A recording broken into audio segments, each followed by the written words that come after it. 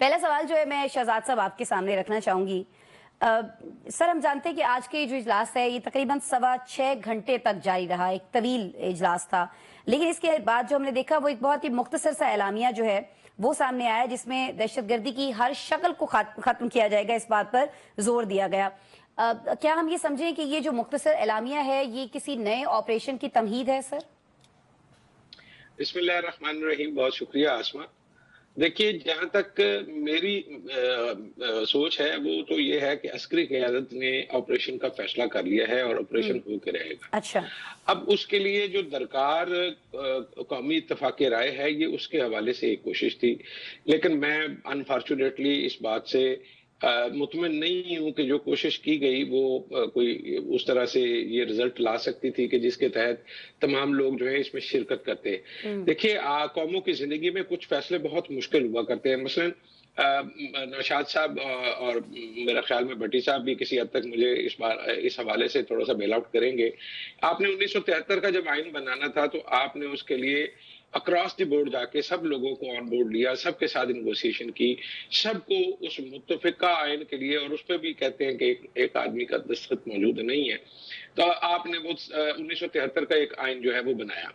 तो उस 1973 के आइन के बाद मुझे जो दूसरा मौका याद पड़ता है वो ये है कि जब 2014 में इमरान खान और पीटीआई धरने पे बैठे हुए थे और 126 दिन का धरना हो चुका हुआ था, तो एपीएस का सानिया हुआ और उस साने के बाद वो धरना खत्म हुआ और इमरान खान को नवाज शरीफ की बगल में बिठा के आपने एक फैसला किया कि आप ऑपरेशन करेंगे, और उसमें इतनी जान थी, इतनी ताकत थी कि उसके बाद जो आपने ऑपरेशन किए, जो इंटेलिजेंस बेस भी थे और जो सरासर फौजी ऑपरेशन भी थे, ये सारे इकदाम जो थे वो किसी न किसी हद तक अपने मकासद के असूल में कामयाब रहे और आपने एक बड़ी हद तक जो है वो दहशतगर्दी का मुल्क से खात्मा किया। वरना मुझे याद है कि वो हालात इससे ज्यादा बदतर थे और इवन हम लोग महसूस करते थे कि जो इस्लामाबाद का रेड जोन है वो भी वहां जाना भी खतरे से खाली नहीं है। अभी सूरत हाल ये है कि इस वक्त दो सूबे जो है आपके, जिनके हवाले से आपने इतने बड़ा फैसला करना है ऑपरेशन का, बलोचिस्तान और केपीके, तो मुझे माजरत के साथ ये कहने दीजिए कि आपने केपीके की असेंबली को अभी तक अधूरा रखा हुआ है। वहां की तमाम जो मतलब जमातें हैं उनकी आपको नुमाइंदगी चाहिए थी, आपको बलूचिस्तान की बिलखसूस नुमाइंदगी चाहिए थी जहां पे ज्यादा मामलात खराब हैं। जी जी, बजाय इसके कि आप ये पार्लिमानी कमेटी का इजलास करते जो कि दिफाई कमेटी का इजलास था, उसकी बजाय आपने पहले जो बात की थी कि आप ऑल पार्टीज कॉन्फ्रेंस बुलाना चाहते हैं, तो मेरे नजदीक वो एक सियासी कदम था।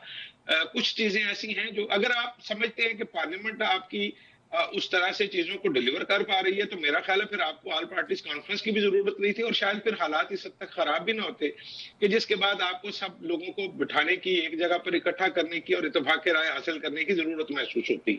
ठीक हो गया। आपको लग रहा है कि जो सियासी अदम इस्तेहकाम है, ये दीगर मामलात जो हैं मुल्क में, उनके बिगाड़ का जो है वो बाइस बन रहा है? शहजाद साहब, चले ये सवाल जो है ना शहजाद साहब मैं आपके सामने रखती हूँ। शहजाद साहब एक सेकंड मेरी बात सुन लीजिए ना। शहजाद साहब, एक तो सर आप ये जो काशिफ साहब सवालात फरमा रहे हैं इनका जवाब दे दीजिएगा। दूसरा, इन्होंने जो कहा कि जी हुकूमत ने ईगो साइड पे रखी और उनको इनवाइट दिया इस मीटिंग में आने के लिए, सर एक तो ये बात मुझे समझा दीजिएगा, मेरे देखने वालों को भी बता दीजिएगा।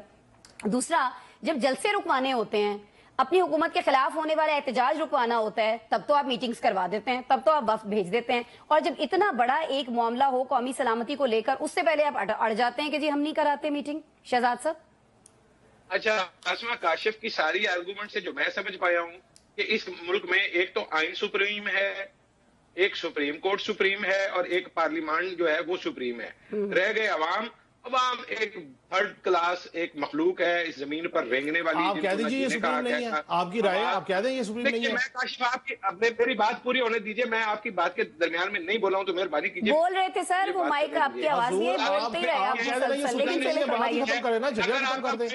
रहे।